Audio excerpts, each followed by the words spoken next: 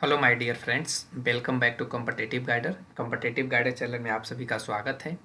आज हम लोग क्लास 9th गोधवली हिंदी चैप्टर 5 भारतीय चित्रपट मुख्य फिल्मों से सवाक फिल्मों तक की पूरी कहानी पढ़ने वाले हैं और समझने वाले हैं। तो आप सभी वीडियो को शुरू से लेकर अंत तक देखिए। जो भी डाउट होता है कमेंट सेक्शन में लिखिए, ताकि हम आपके डाउट को पढ़कर अच्छे तरीके से हम आपको समझा सकें। तो चलिए आज के वीडियो को स्टार्ट करते हैं। चैनल पे यदि नए हैं तो चैनल को सब्सक्राइब कर लेना, ताकि फ्यूचर में जब भी वीडियो अपलोड करें तो आपके पास आसानी से पहुंच सके।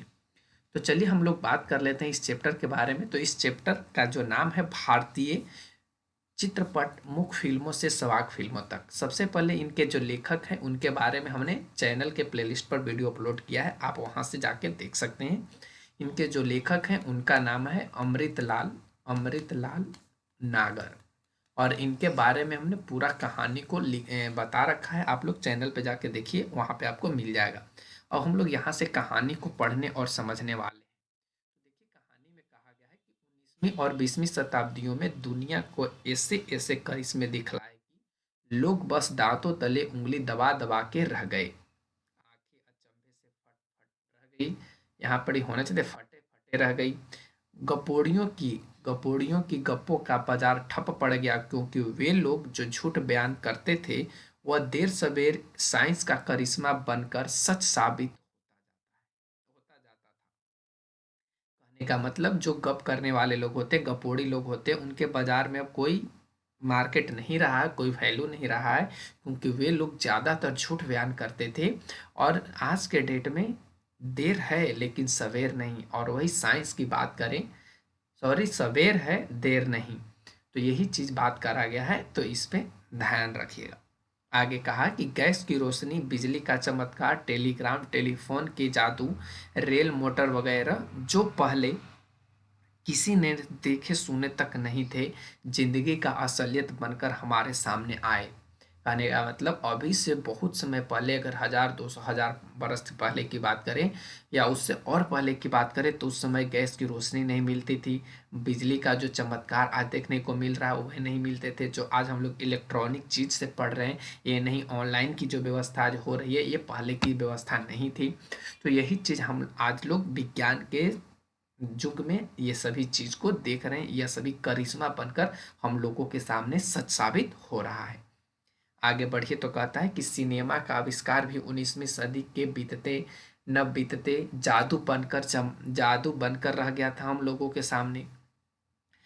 सिर चढ़कर बोलने लगा। 6 जुलाई सन 1896 का हिंद 6 जुलाई 1896 का दिन हिंदुस्तान और खासकर बम्बई के पास एक अनोखा दिन था, जब पहली बार भारत में सिनेमा दिखलाया गया था। आप ये वाले पॉइंट को नोट करिएगा। 6 जुलाई 1896 को अखबारों में विज्ञापन निकला कि जिंदा तिल अस्मात देखिए, फोटुओं आपको चलती फिरती दौड़ती दिखलाई पड़ेगी। टिकट 1 रुपया। और उस समय जो टिकट की कीमत थी वह कितनी थी? 1 रुपया थी। इस विज्ञापन ने बम्बई की जनता में तहलका मचा दिया। बम्बई में आज जहां प्रिंस ऑफ वेल्स म्यूजियम की इमारत और उसके पास की चौराहे पर काले घोड़े की मूर्ति खड़ी है, उसके पास ही किसी जगह उस जमाने का वाटसन होटल था। ध्यान रखना है, जो आज बम्बई में जहां प्रिंस ऑफ वेल्स का जो म्यूजियम की इमारत है, उसी के चौराहे पर काले घोड़े पर जो मूर्ति खड़ी है, उसी के पास कौन था? तो उस समय उस जमाने का वाटसन होटल था। वहीं पर भारत का पहला सिने प्रदर्शन हुआ था। ध्यान रखना, वहां पे पहला भारत का सिनेमा जो हुआ था, प्रदर्शन हुआ था। कहाँ पे? तो वाटसन होटल के पास। फ्रांस में लुमियर ब्रदर्स के एजेंट 19वीं सदी के इस जिंदा तिलस्मात को दिखलाने के लिए भारत में आए थे। फ्रांस में 1 साल पहले इस तमाशे का श्री गणेश हो चुका था। मतलब फ्रांस में 1 साल पहले ही इस तमाशा का क्या हो चुका था? श्री गणेश स्टार्ट हो चुका था। अमेरिका में कुछ ही महीनों में पहले इस तमाशे को दिखलाया गया था। लेकिन उस समय सिनेमा आज की तरह किसी कहानी पर आधारित नहीं होती थी। छोटी छोटी तस्वीरें थी, किसी में समुद्र स्नान के दृश्य दिखलाए गए और किसी के कारखाने से छूटते हुए मजदूर का दृश्य। ऐसे ही जीवन की हल्की फुल्की झांकियां देखकर लोग लोग बाग बड़े खुश हो जाते। उन्हें सचमुच इस बात पर बड़ा ही अचंभा हो जाया करता था कि तस्वीरें भी चलती फिरती और नाचती हैं, उनमें तरह तरह की करिश्मे दिखलाए जा सकते हैं। यानी उस समय की जो फिल्म थी उसमें कोई कहानी की बात नहीं किया गया था, उसमें सिर्फ पिक्चर्स में जो चित्र थे उसमें से यह दिखाया गया था कि कोई कैसे स्नान कर रहा है, तो उस समय जब स्नान कर रहा है तो चित्र भी फिगर भी एक दूसरे से चलती फिरती और नाचती नजर आती हैं। आगे बढ़िए तो इसी में कहा है कि लेखक यह तो शुरुआत थी। जब बम्बई की जनता को फिल्म का चस्का लग गया तब उस दिशा में कामकाज भी शुरू हो गया। दो एक विलायती कंपनी अपने प्रोजेक्टर और कैमरे वहां ले आई और 1897 में पहली बार बम्बई की जनता को रुपहले पर्दे पर कुछ भारतीय दृश्य देखने को मिले। ये वाले पॉइंट्स को आपको नोट करने, ध्यान रखिएगा। आगे बढ़िए तो कहता है कि बम्बई की नारली पूर्णिमा यानी रक्षाबंधन का त्यौहार, दिल्ली के लाल किले और अशोक की लाट वगैरह के चंद दृश्यों की झलक के साथ साथ लखनऊ में इमाम बड़े की रूपहले पर्दे पर चमके। ध्यान रखना, बम्बई के अलावा कलकत्ते में भी मिस्टर स्टीवेंस नाम के एक अंग्रेज सज्जन ने स्टार, ये वाला चीज को याद रखना, स्टीवेंस, ठीक है ना, सज्जन स्टार ने, देखिए आगे क्या कहता है, स्टार ने थिएटर की स्थापना करके फिल्मी धंधे को बढ़ाना शुरू किया। तो आपको याद रखना है किसने धंधे को बढ़ाना शुरू किया, तो हमने अभी आपको हाईलाइट करके बताया, आप उस चीज को नोट जरूर कर लीजिए वीडियो पॉज कर करके। उस जमाने में इसे बायोस्कोप के नाम से पुकारा जाता था। समझिए उस जमाने में जब फिल्म दुनिया नहीं थी तो उस समय इसको हम लोग बायोस्कोप के नाम से जानते थे। बम्बई कलकत्ते इन विदेशी कंपनियों ने भारत के अन्य नगरों में भी चलती फिरती तस्वीरों के तमाशे दिखाने आरंभ कर दिए थे। ये कंपनियां अपने प्रोजेक्टर और फिल्में लेकर विभिन्न नगरों में जाती और विज्ञापनों के सहारे साइंस के इस नए करिश्मे का प्रदर्शन किया करती थी।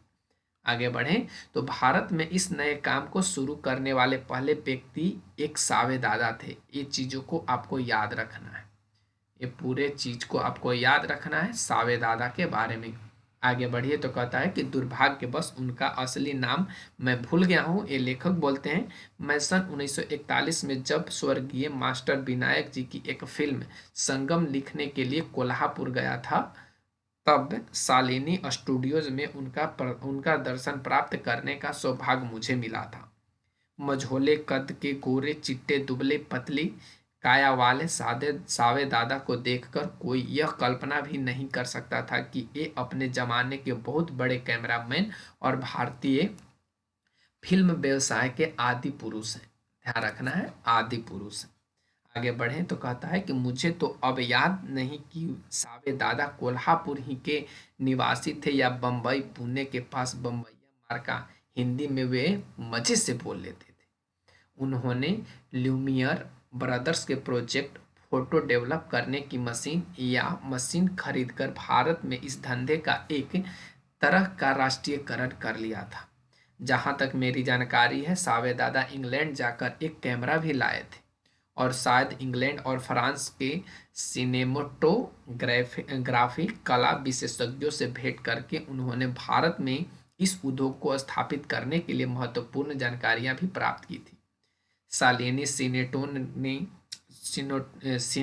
के एक कमरे में लकड़ी जड़ी कुर्सी पर टांग चढ़ाए बैठे हुए चश्माधारी सावे दादा ने अपनी हल्की फुल्की नक्सुरी आवाज में मुझे उन प्रासंगिक अंग्रेजी सिनेमेटोग्राफर के नाम भी बातों के प्रसंग में ही बतलाए थे। सावे दादा ने छोटी मोटी बहुत फिल्में बनाई। भारत के प्रसिद्ध गणितज्ञ और कैम्ब्रिज विश्वविद्यालय के प्रथम भारतीय छात्र सर आर.पी. परांजपे, जो सन 1936-1937 के लगभग लखनऊ विश्वविद्यालय के वाइस चांसलर भी हुए थे। ये वाले चीज को आपको याद रखना है, ठीक है ना, ये पूरे पॉइंट को आपको याद रखना है। आगे बढ़िए तो कहता है उनके स्वागतोत्सव पर एक डॉक्यूमेंट्री फिल्म बनाई थी।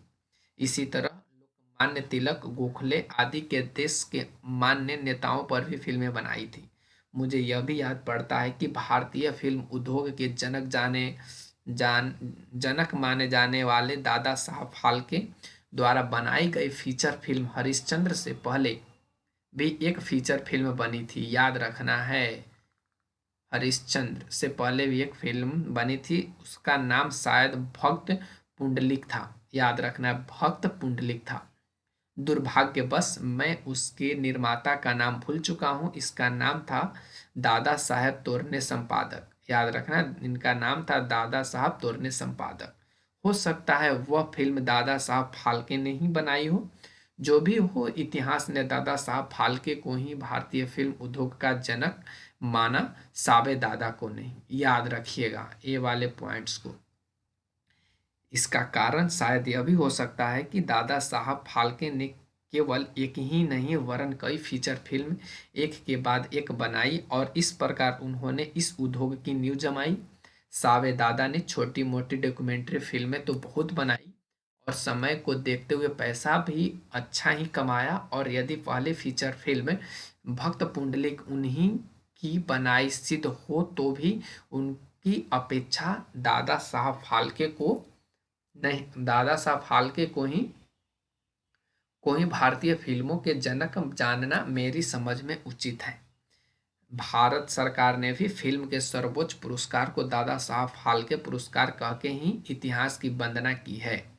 सन 1940 में मेरे मित्र श्री किशोर किशोर साहू की पहली फिल्म बहुरानी का उद्घाटन दादा साहब फाल्के के कर कमलों द्वारा ही संपन्न हुआ था।